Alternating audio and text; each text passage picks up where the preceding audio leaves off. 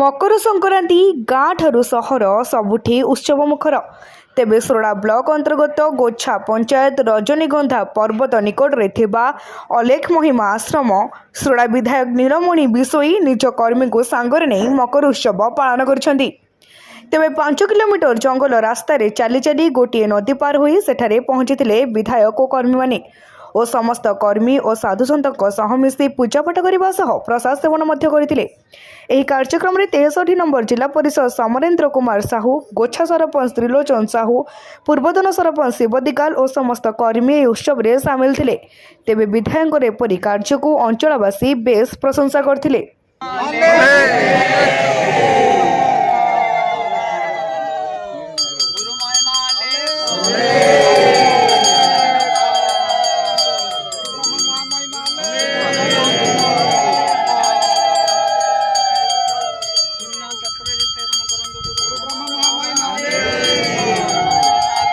गोछा पंचायत ये पंचायत एक उपान्य अंचल आम आज मकर पालन सह जो महिमा अलेख अलेख मठ अच्छी मठर आसलु आर अनुधान करूँ।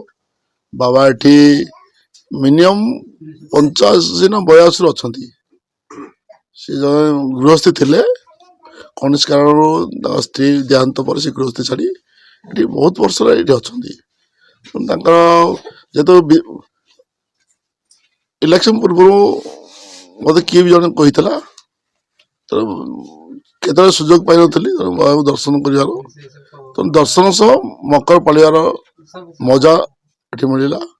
उपान्य अंचल देखिलु गोछार ये ना रास्ता अच्छी नई अच्छी कि तार किसी व्यवस्था नहीं निहती आसलु देखुचु बाबा चेला किसी अच्छा पाखे छोट छोट मोट किसी गाँ अच्छी